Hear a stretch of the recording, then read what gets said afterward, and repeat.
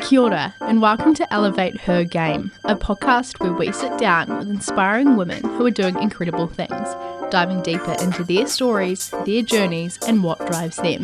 You're joined by journos Hannah Fick and Michaela Lemon. Today we talk to Mackenzie Scot, owner of small Ōtautahi business Curata Archive, a brand inspired by the streets of New York, with a vision to create timeless streetwear that turns heads. Mackenzie talks us through her journey to create Curata Archive and the best advice she'd been given along the way. Professional. It's all go. Well, welcome Mackenzie Scot to Elevate Her Game. Thank you. We're so excited to have you today. We're both big fans. Oh, well, yes. the t-shirts are really cute. Yes. Thank you. We love it. To start us off, tell us who is Mackenzie Scot. Give us like a bit of an elevator pitch. How did you start Curata? Any challenges or risks that you had along the way? Oh, where do I start? How long do you have? About me, I'm just, I suppose, your average girl. Lots of shopping and socialising and friends and all that jazz. Nothing super exciting. Curata was started because I owned way too many clothes and I went thrift shopping way too much and I had to justify it somehow. So I went and started a vintage, like thrifted business. That was how it kind of started, to kind of give me an excuse to build more of a wardrobe, and then it kind of just snowballed into the t-shirts and all the graphics and all that stuff as well. What like kind of inspired the start of Curata Archive? And what helped build your brand? I suppose I feel like I just covered why I started it more. It was genuinely just to give me an excuse to go shopping. And also I always wanted to work in fashion, but I also never wanted to leave Canterbury. And we don't have a lot of like head offices and that kind of thing here. I had the opportunity to move to Auckland to work for H&M, but I decided not to do that because I wanted to stay here. So I thought, well, if there's no head offices here, then I'll start my own thing. So I suppose that's also that thing that motivated me, was to kind of create my own path if I wasn't going to be able to get one. Where did the name come from? The name's funny. So it just means curate in Italian. I'm not Italian. I've got no lineage to Italy. But I was on Google and I was like, I just Googled other languages for curate, and I just thought that sounded cool. So I went for that. It's honestly not got any kind of nice meaning to it. And then archive is kind of like that timeless collection of things. So I thought that was kind of fitting, given it was vintage. So How long has the business been around for, and what were you doing before that? I suppose it's been nearly 2 years I've been doing it. And before that, I was in real estate, and I still work full time alongside Curata. So it's definitely still a side hustle, if that's what you want to categorise it as. But yeah, so it takes up a lot of time, but I also work full time on top of that. Where do you source all the Upwork vintage from, and where do you get that inspiration? I hand source all of the vintage myself, in thrift shops and charity shops and stuff around Christchurch and Canterbury.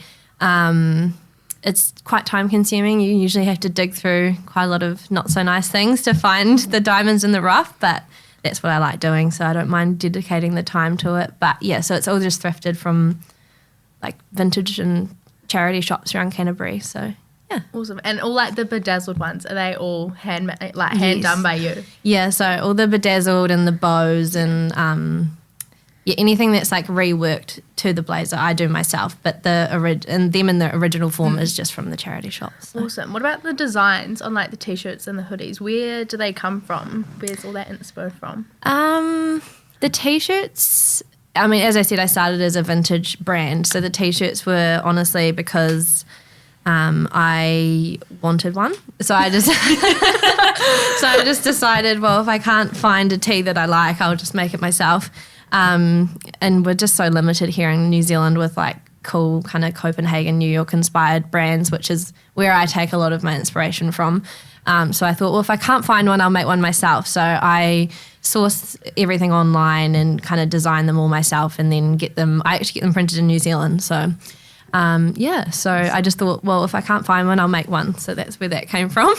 When you're working full time as well as running your own brand, how do you balance that and have like a separate sort of personal life outside of that? That's a good question. I'm not very good at that.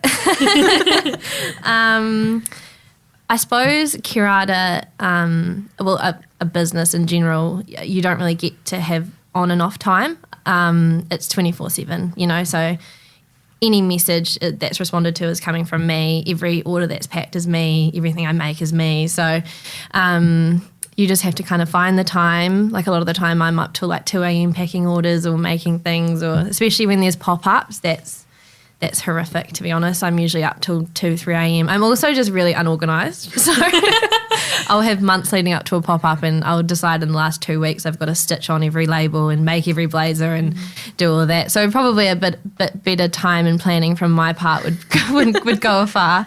But it's not really balanced, unfortunately. It's just you just have to hustle.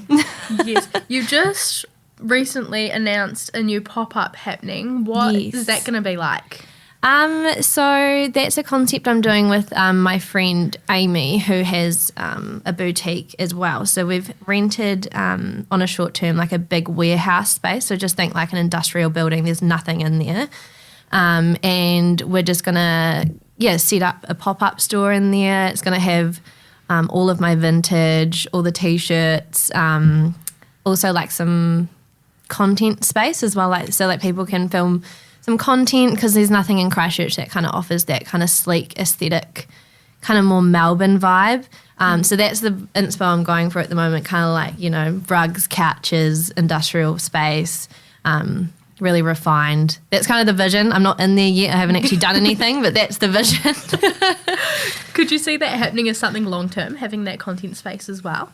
I think that would be really, really cool. I think, again, it's a gap in the market for Christchurch. We don't really have anything like that. So it would be really cool if it's kind of dipping our toes in the water for the next couple of months and then seeing if that's something we could do long-term next year or something like that. If the building works, if the space works, if there's a market for it, then there's definitely going to be an opportunity to extend it. So you've also just released Curata Capsule. What's that all about? Yes.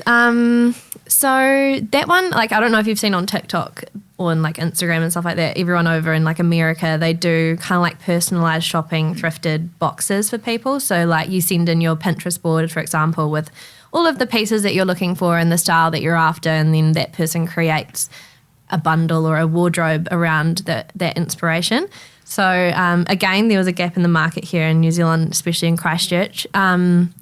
And I already kind of had the vintage element to my brand. So I thought it could be a good opportunity to kind of extend out to something like that. It's definitely very new. I've only had a few clients, but it's been really fun. And I also don't want to rush it either. So I'm really dedicating a lot of time to building the box, how it should look. And it can take a couple of weeks to get that all right. But it's going well so far. Yeah, So can definitely see that gap, especially in Christchurch. I think it'll be so cool. Yeah, most of my clients are up in Auckland and Wellington, which is funny, but the idea was to bring it to Christchurch, but we'll see. Yes, it'll make it one day. It'll make it here one day. Definitely. Going back to the pop-up stores, do you think that you get better sales when you do that kind of thing in person as opposed to selling online? I think the pop-up is a lot better for vintage. The T-shirts and the hoodies fly online. People, which I understand, I'm very much the same. Vintage is really hit and miss. Sometimes you can order a vintage blazer and it's crap. And then sometimes you can order one and it's 100% wool and it's perfect and it's gorgeous. And I think a lot of the time you have to feel it, you have to touch it, you have to put it on. So the vintage definitely moves a lot better at the pop-ups because people have the opportunity to actually try it and feel it and see the quality. So it's hard to do that online. So yeah. And what have been the risks and sort of struggles of having your own brand and getting that up and running? That's a good question. There's a lot of struggles. I'm not going to sugarcoat it. Financially, it's really hard to start a business. I had absolutely no experience and none of my friends or any family had started a business, so I didn't really have that kind of insight from anyone else. As much as fashion especially is a creative process where you get to design fun things and put things together, In turn, it's actually it's a business, so you need to make smart financial decisions and those kind of things, which I had absolutely no experience in. So that's definitely been a learning curve and a risk for me, is just learning all that kind of back end runnings of a business. So that was probably the hardest thing, but I'm slowly wrapping my head around it. In, say, 5 years' time, where do you want to see Curata Archive? I would love to have something more permanent, kind of like a permanent store. The way I'm doing this pop-up coming is how I'd want the store to look. So if that was successful and people responded well to it, then that's definitely where I'd want to be. Probably like expanding into like more wholesale kind of for t-shirts as well would be a dream. But yeah, baby steps at the moment. When you were starting up, what was the best piece of advice you were ever told? Not everything is going to be perfect. I've rebranded myself about 3 times, and I'm a bit of I'm a perfectionist at heart, so nothing's ever quite right. So sometimes you've just got to do it. You've got to take the plunge, because it's probably never going to be right, and you're going to change it, and that's okay.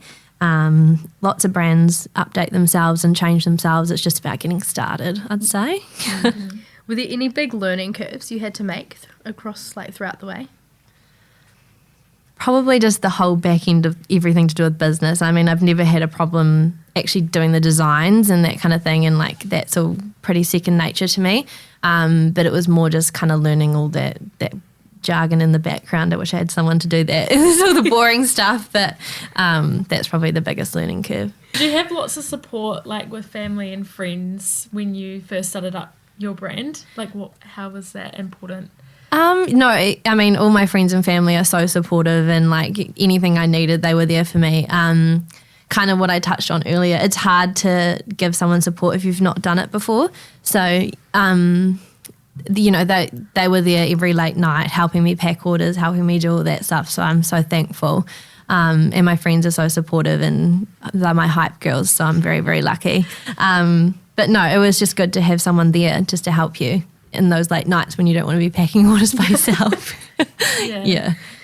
And do you have a bit of help with, is it just you that runs the business, or do you have employees? No, just me. So is that something that you look to expand on maybe in the coming years? Yeah. No, it's definitely something that would be cool to have, especially on photo shoots and stuff like that. That's a big hustle when you've got to plan all the outfits and transport it all and dress all the models and that kind of thing. Would be good to have another set of hands, but yeah, at the moment it's just me. Do you think that this might one day become your full-time job and you might not do real estate? That would be great. I'd love that.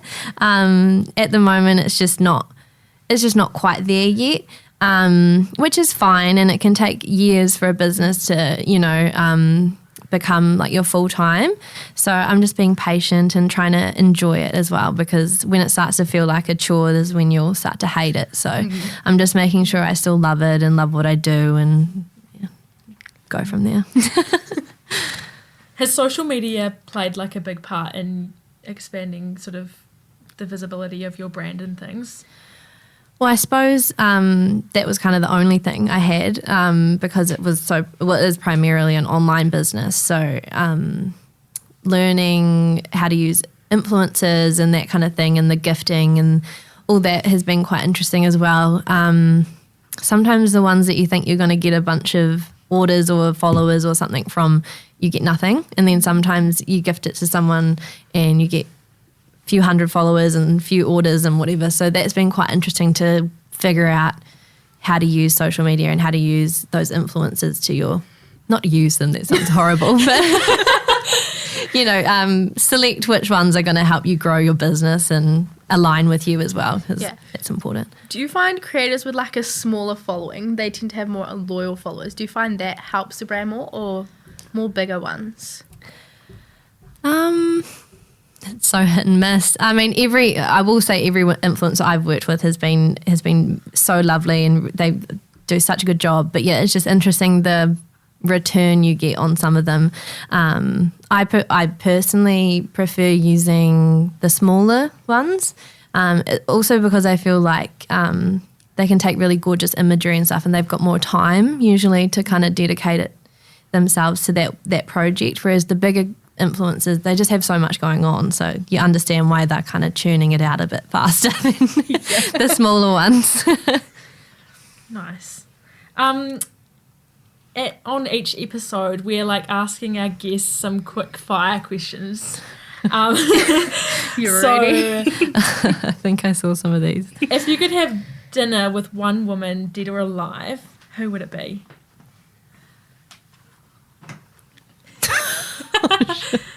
And we can come back to them too. Maybe come back to The that power one. of editing, we can switch we'll all come around. back to that. If you could switch careers for a day, what would you do?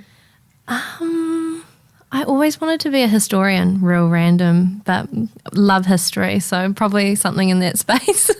Cool. If you could give your younger self one piece of advice, what would it be? Probably stop caring what everyone thinks. I still have to practice that today, but that's probably something I'd give myself advice for when I was younger. Mm-hmm. What's one thing you're most proud of in your career? I suppose starting a business from scratch. I'm pretty proud of that. Just that. And your guilty pleasure song? Guilty pleasure song. Anything drum and bass usually. That's my guilty pleasure song. Favourite sweet treat? I actually haven't got a sweet tooth, which surprises everyone. Or just like treat in general? Packet of chips. Yeah. What flavour? Salt and vinegar. Oh, good choice. Yeah. What's something people would be surprised to know about you? Probably that I'm a history buff. That's probably something quite interesting. I love history. That's cool. Would you ever study it, do you think? I thought about it. Yeah. My grades weren't quite high enough. I'm more of a creative. Who is the most powerful woman you know? Probably my mum. Yeah. Single mum raised me, so yeah, definitely her. Are you born and raised in Christchurch? Sure am. Yeah, haven't left. Good on you. Do you ever plan to leave, do you think? I think if I was going to go, I was going to move to Melbourne right at the start of COVID, and I'm glad I didn't because they were in lockdown for longer than anyone else, but I'm pretty settled here now, so probably not leaving. Yeah, and Christchurch is so good now with everything being rebuilt. All my friends and family are here. I'm too much of a homebody. That's so fair enough. Yeah. What staple piece of clothing, could be shoes, accessories, could you not live without? Be remiss of me not to say a blazer, wouldn't it? Definitely a blazer. Yeah. And how do you celebrate your wins? Probably just a cheeky gin and tonic with friends, out in the sun. Try and just enjoy the little things and celebrate them that way with friends. So it's a good way to do it. yeah. And just switching back to that first question, if you could have dinner with one woman, dead or alive, who would it be? You can take your time, don't you worry. It's okay, you're not the only one that's when your brain just goes completely blank, like I can't even think of a woman, I know. I'm like,